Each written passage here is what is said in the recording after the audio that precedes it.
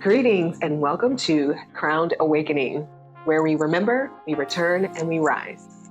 I'm Queen Tasha, and today is Wisdom Wednesdays, where I share a weekly oracle reading for guidance, clarity, and confirmation for your weekly goals. If you're watching this video, your spirit guides have a message for you. Take what aligns and leave what doesn't. So let's get into it. Crowned up, tuned in, yeah, she back on the scene. Aligning magnet, call her energy supreme. Stepping in her purpose with a glow so serene. This is crown awakening, the return of the queen.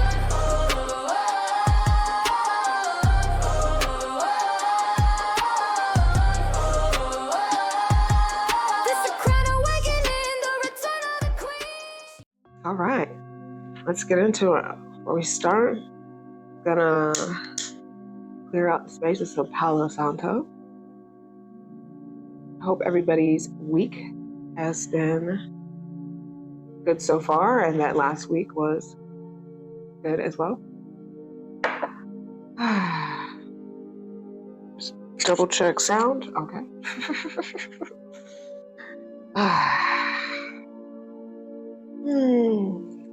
Good for you. So today we are going to be reading from a new deck. If you've been following along with the Wisdom Wednesday so far, I've been reading from my other deck, the Goddess Power Oracle deck. And today I felt called to read from the Secret Language of Animals deck. It's one of my favorite decks. I mean, I don't have a whole bunch of decks, but I was really connected to this one for a very, very long time, where I only read from this one. And then the Goddess Power started calling me, and then I was only reading from that one. And now I go back and forth. I do have an older deck. I won't get into all the decks. I think I've talked about that before. Anyways, digress. I will go off into a whole tangent. But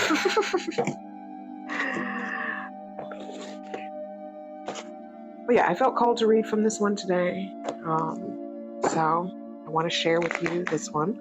What I love about this deck is that it gives you a really good historical and knowledge of the animal that it's representing. All of these animals in this deck are considered endangered species. So it's bringing awareness to that as well, which I love that. And it always has a very aligning and powerful message. So this week is a reminder for me of redefining success, calling in abundance, calling in new opportunities, but really just redefining success for myself. You know, I have had a lot of success, and I have to remind myself of that. And a lot of financial success, not in the sense of, I guess, where everybody is aiming to be, which is like a millionaire. It's like, that's not even now people are trying to be billionaires and trillionaires. Okay, so it's like there's so many new goals. But I've always had a calling, or I've always had a knowing, let's say, of a sense of a version of myself that's always been rich. Like, I've always had this sense that I'm going to be financially wealthy, and be able to use my wealth for greatness. Like, since I was young, I've always wanted to, you know, like in the church they say, be blessed so you can be a blessing, you know, that type of thing. And I've always just had that inner knowing that, like, I am rich, or I'm going to be rich, you know, and it's because I really have a big heart, and I really just want to be able to spread the wealth and give other people the opportunity to get rich. And us all be rich. We all win, and we change the way, you know, and this is before like generational wealth, and before I know about trust, and, you know, all the little things that you can do to set up things to make sure that longevity happens with your wealth. But like, I've just always had this inner knowing that I'm rich, and I'm trying to align with that at this moment. Calling in new opportunities for us, and calling in new opportunities for me, but also calling in some money. You know what I'm saying? Like, we can all use some money right now. You know what I'm saying? Like, we can all use a couple extra dollars to enjoy, not to pay bills. Man, it's been a minute since I paid bills. And I mean, I got a taste of it of paying rent in Tucson right before I left, but I did have a job doing that, so it didn't hurt as much because the rent was low. It was $500. My rent here is like $4 something, and so it's not terrible. But I also have to pay electric, which is not included, and internet, which is not included. And I'm just like, ah. But I also have to reframe all of that because this is a part of my new self, treating myself to luxurious upgrades so that I can live more comfortably. Not to say that I don't live comfortably in my RV, but live in a way that's newly aligned with what I desire and where I'm trying to go, which is to a boat. So, manifesting a boat. Manifesting the opportunity to get a boat and live on a boat again and learn how to use a boat. That's number one. I could have had a boat. I could have traded RV life for boat life at least 2 times. 3 times, really, because I've had 3 RVs. But I could have been in a boat. A small boat, at least, for me. But I want to learn how to use a boat. I know how to use a vehicle. You know what I'm saying? I've drove big bricks. I'm good. A boat is a whole different type of vessel, especially a sailboat. I want a sailboat. I don't want a motorboat. I want a sailboat, and that's a... Cheers to all the people that taught themselves how to do that. I'm not the one. I would love a submarine so I can go in the deep levels of the state. But I digress. Let's get started. So I'm going to do... What am I going to do today? I think I want to do a 2-card pull. And I'm going to flip the deck here. And then I'm going to split it again. I don't know, this feels right. Just going with it. Oh, look, it came upside down again. And that doesn't matter in this deck. And then I'm going to pull from the top of the in-betweens. So we've got the golden spider, the golden orb spider.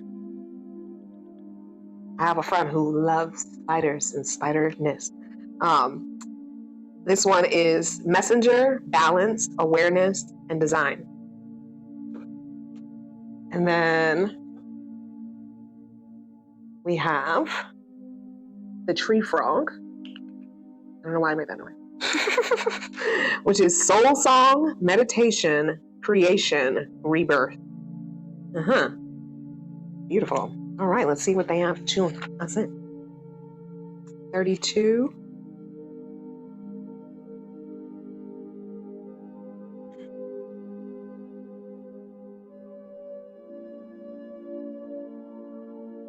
So this book is separated by elements, element signs like air, fire, water, earth. And the golden orb spider falls in the fire element. This has a reference. So here we go. The sun sets in the forest. A golden silken thread drops from a tree branch, connected to the base of a small bush. A nimble form descends down the line to a halfway point, then shoots another golden strand at an angle, connecting to the bark of a fallen tree. Positioning herself in the center, she silently weaves a great circle around her, intricate, balanced, and strong, stretching far beyond her body, but ever connected to its source. I am Spider. To the Native Americans, Spider is the grandmother, the messenger, and wisdom keeper. She is the dream catcher, the living link to both the past and the future. Spider is thought to be responsible for teaching humans how to weave. To many ancient people around the world, Spider plays a vital role in connecting the energy of the spirit world with that of the human world through her quiet weaving of the web of life. Golden orb spiders get their name from the shimmering hue of their spider silk. This silk, which is made from water, is known to be tougher than Kevlar and up to 5 times stronger than steel. Female orb spiders build the world's largest webs, often over 1 meter in diameter, which serve as home, hunting ground, food storage, and incubator of eggs. When a male spider comes courting, he must carefully pluck the outer strings to announce himself in order to avoid being eaten. The female will lay 100 or more eggs in the womb of the web, and the male will fertilize them before dying shortly after. The female will live through the season, but will pass away long before her young hatch into the world. From the moment they are born, baby spiders will begin weaving webs of their own into the story of life. The message: Dreamweaver, balance keeper, co-creator, and connector of life. When Spider visits your path, she brings valuable guidance to help you consciously design the life you truly came here to live. As Spider crafts her web to draw to her all that she needs, she comes with the reminder that you are the weaver of your own life story, more powerful and creative than you may realize. Now is the time to clear your mind and ask yourself, quite simply, what do I really want to create? Start from the center of your being and imagine drawing together all the aspects of the life you truly wish to live. Consider the different elements of home, nourishment, creative work, family, love, friendship, prosperity, as well as your special contributions to humanity and the earth. Choose consciously and creatively. Stretch yourself to see beyond the web you may have woven yesterday into a great, colorful vision, knowing that as you dare to dream, this wisdom begins to materialize. The more conscious you become of your interconnection to all of life, the more powerful you will begin to draw to you all that you need, turning the vision of your dreaming into the reality of your being. Spider is your ally, consciously creative, intimately connected. Embrace your connection to the great web of life. I awaken the dream weaver who sees beyond limits. Today is a powerful day to dream. I got so many personal messages just like reading this whole message and just like the story of the spider, the golden orb spider. I think it's very interesting their, evolution or their continuance of being. The spider and the female spider and the male spider have their own roles and they do different things. But it's wild that the female spider will eat a spider. Will eat them. They just like, if you come in my space without announcing yourself, I will eat you. And then the male's only role coming up there, he don't even get to schmoozy with the female spider. He gets to live a bachelor life and he just comes to repopulate the spider world by fertilizing the eggs right before he dies, which is very interesting. It didn't mention why these, it doesn't always mention why these, so now I'm going to want to Google that or ChatGPT that or whatever. Why these spiders are going insane. I mean, this spider is huge and they weave golden orbs, a golden orb spider. They have a very unique web and it's huge. Meter? I've seen huge webs in the middle of nowhere, still places. And I've never seen a golden one though. But yeah, just the story of that is very interesting. But what came through for me is what it said, what do I really want to create? And I've really been stepping into this calling with all of these different things, but this is not the only ADHD be having me do too much. Not just ADHD, but a lot of things, soul purpose or whatever, but I am a multifaceted type of entrepreneur. I don't just have one thing that I can just do alone. Now I have realized that with all of my tisms and neurodivergence and all that I will burn myself out trying to focus on all of them at one time. So I do have to focus in on one at a time, but I do have multiple things going on. And one is content creator, which has been a calling that I've been fulfilling on and off from Queen Tasha TV, and now trying to be very consistent and working on being consistent and really figuring out the niche. There's dogs barking and it makes my dogs bark. It is what it is. But the niche for what I want to provide to the collective and how to provide that in a way with source and the universe and code and the algorithm to make sure that message is heard for the people that need to see it. And so in content creation, what do I want to create? Right now it's this. Right now it's this specifically. I knew coming into YouTube that I did not want to be a vlogger. I became a vlogger, even though I hate saying that word, or not that word, but like admitting that that's what it was. It's really for me a digital archive or documentation of my time and space on this planet, a snapshot of that, of those experiences. But this is really what I've been wanting to step into. I just didn't know how to move into that space. And now I've felt called, and so I'm fulfilling that calling and stepping into that. I mean, I also want to create something for the planet, which is an eco-friendly toilet that I recently had to become more re-aware of. Not that I haven't been unaware of it, but re-aware of it in the sense of the business aspect, because I took a very long break. Like, I think I stopped doing stuff on it at the end of last year, around this time last year. And for all of 2025, I was like, I'm just taking a break from it. There's nothing I can do right now. So let me not put energy into it, because I put a lot of energy into it and it burnt me out, and I have not yet had a return on that investment yet. So it's like, I needed to take a break. But because I, put a patent on it and I, have to respond to stuff, it became aware that I needed to work on it. And now it's like reigniting that passion for it. But it's like, at the same time, I don't have time and space to add another focused project of that capacity on my own. And so I do want to make space for it coming up in the 2026 calendar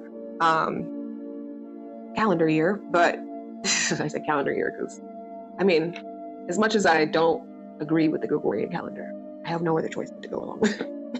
It's what we're all agreeing to. But anyways, but yeah, so I'm going to be taking that on, and I want to create that for the world, create that for myself. I mean, it was originally to create that for myself. And like I said, you're mirroring what is needed for the collective when you have a passion to actually birth something that you want for yourself. And so there's multiple things that I really want to create. Do I have the energy to create all of them? Not all the time. Do I have the passion? Yes. Desire? Yes. Team? No. It's Team Tasha right now. Team Queen Tasha. And she's already spread way too thin.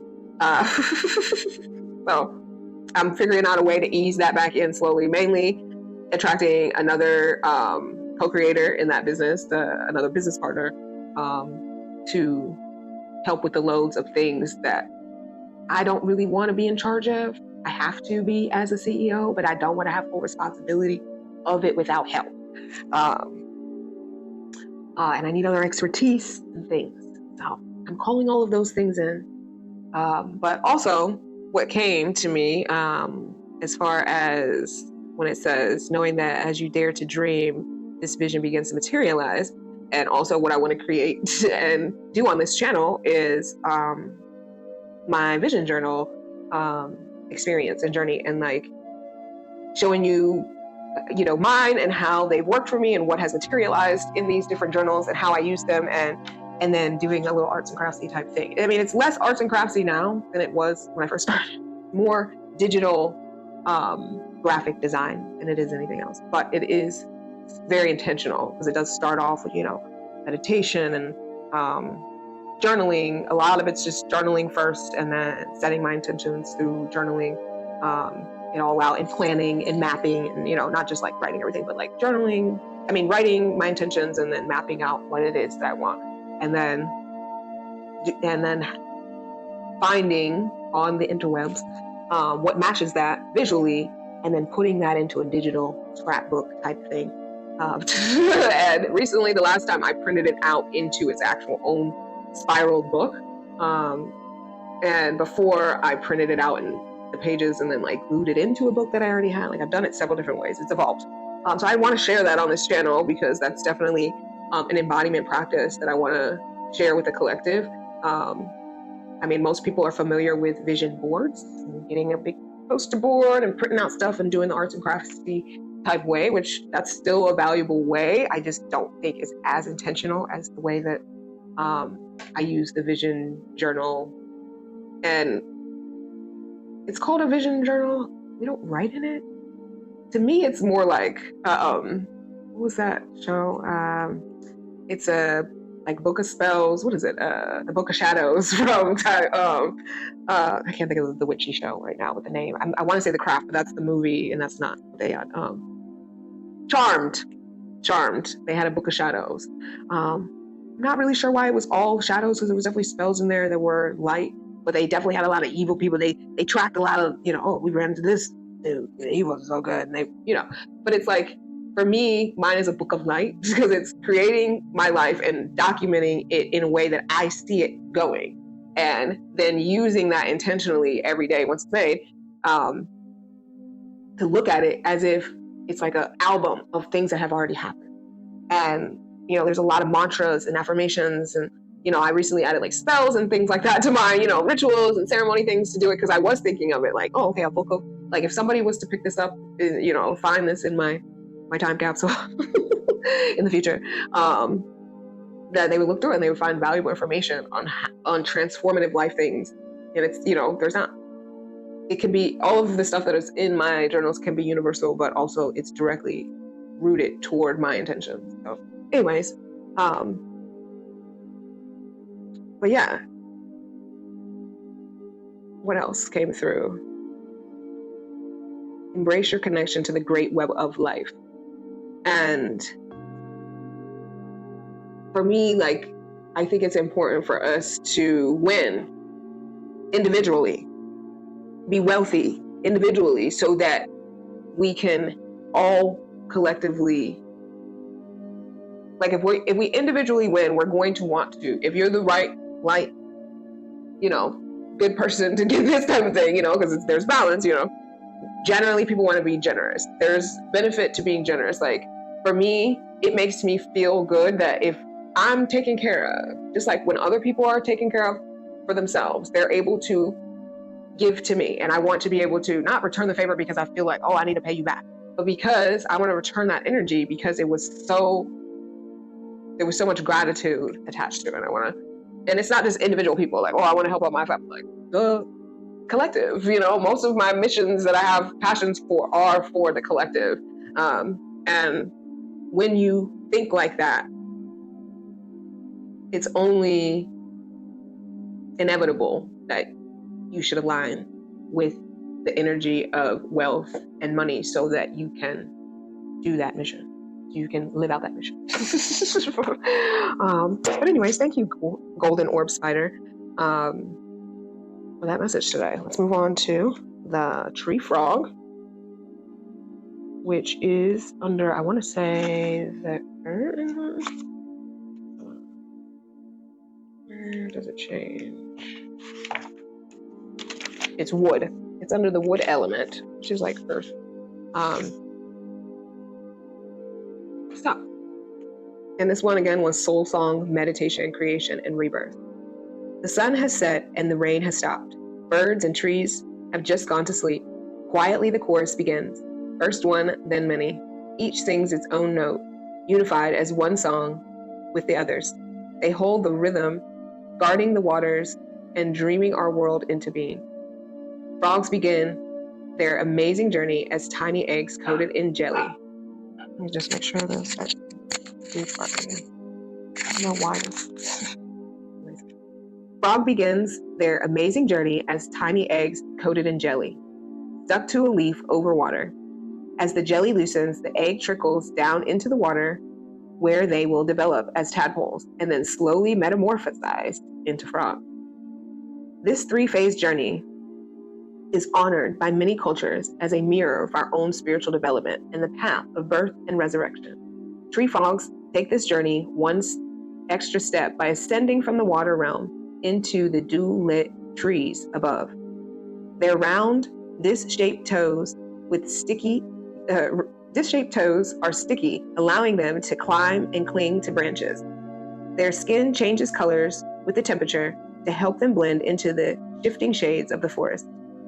The Celts deem Frog as lord over the earth realm because of its great healing powers and connect it to the water and rain.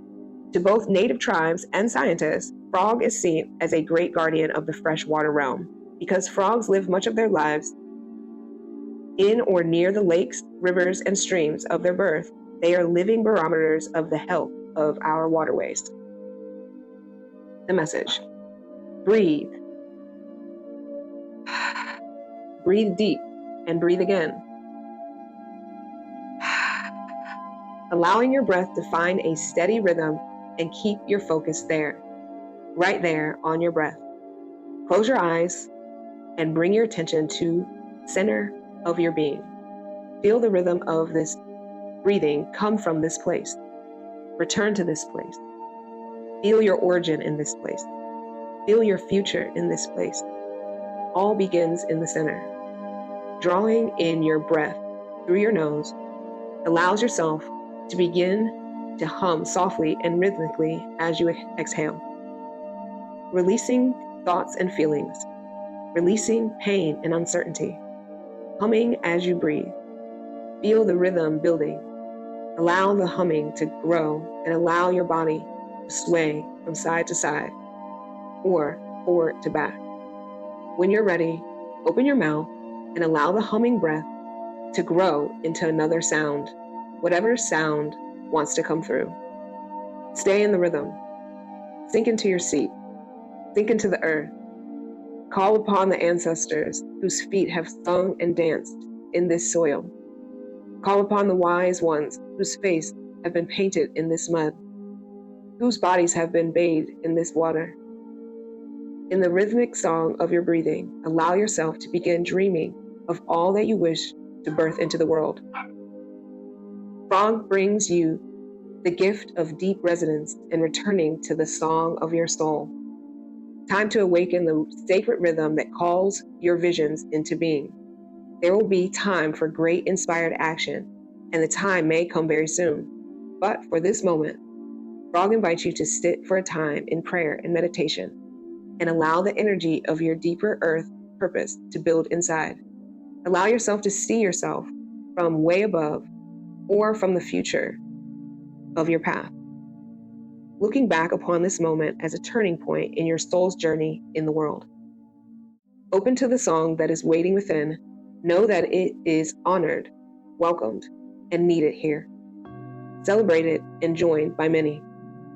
Frog calls you to sink deeply into the center of your being and allow your actions to arise naturally from the well springs of your soul's deepest dreaming. And it says in the affirmation, I am a guardian of Earth's highest dreaming. I honor this role with my soul's purest singing. I am awake and living my purpose with every breath. A lot came through. As I was reading it, I started off breathing because anytime it says breathe, I'm like, all right, this is a good time. Take a deep breath. But it really does take you into this like meditation. I don't know how I would be able to meditate while I'm reading it, but but I hope you were able to get a little bit of softness and stillness during that moment. But what came through for me is that we do need to breathe. We do need to make sure we are taking the moment to breathe in all of life, in all of things. From when you wake up, and have gratitude for that breath. Like, I don't always remember to do this. There was a point in time when my brain remembered every single day. That always happens. I have cycles of times where I remember all the time, and then it goes in and out. But when I would first wake up, and I got this, I think, from Oprah, where she would say, when I first wake up in the morning, my first thought, as soon as I open my eyes, is to say, I'm alive. Thank you. And take a deep breath and smile. And be like, I made it from the other side. I went to sleep and I woke back up. I didn't get lost in the astral projection of being out in and taking time to meditate. And whether it's 5 minutes, 10 minutes, 20 minutes, an hour, shout out to those hour people. I got a good 20 minutes in me before I'm, unless it's because a lot of times I feel rushed to get up. basically. And so I'm like, okay, 20 minutes is pushing it for me to sink in. We're not pushing it. 20 minutes is about 25 minutes is about as far as I can go to be able to sink in, relax, and not feel like I'm like laying here for too long. Which I shouldn't feel that way because I can get up and doom scroll for way longer than 25 minutes. Which is another thing. It's just like my dogs are constantly reminding me now, like, put your phone down. They come up and they like tap my hand, they on my hand to put my phone down. They're like, be in the present moment. Really, they want attention, but like, be in the present moment. And take time to just enjoy the present moment and breathe and not feel rushed to do everything all the time. I mean, man, even when I'm productive procrastinating. I don't know why. That's how I say it normally when I'm saying that word. I'm still like getting things done, and I'm still wanting to get things done. I'm just like not doing productive procrastination. Is just like not doing the important thing. Just doing something on the list that's not high priority, but you just don't. You have analysis paralysis and not knowing which thing to do first of priority because the priority list has gotten very large. Very long, and you don't know which one to do first, because that goes back to, you know, me being a multi-passionate and multi-driven entrepreneur, and not knowing like what business should I do today or what thing should I do today. Sometimes, you know, like I've been really focusing on content creation and building out this coaching and consulting business to step out of the matrix, step out of the hustle and the grind of the gig economy, making money. Not to say that's a bad thing. It just, you know, it can burn you out, and it can burn you out if you're not aligned. If that's not your purpose, and none of those things that I do are aligned with my purpose at all. If my sole purpose was just to get money, I've done that. Like that's what that's about.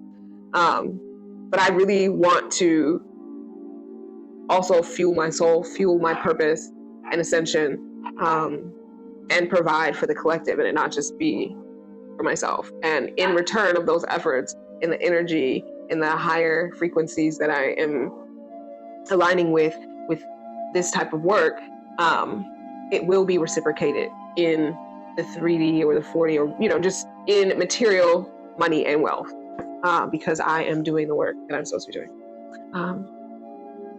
And I believe that for all of us, that when you are aligned with your true calling and purpose, money comes in with ease.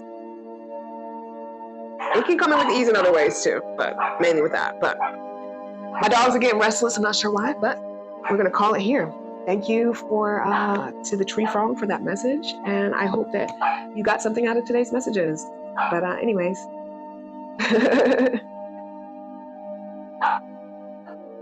Dude, quiet. Thank you for watching.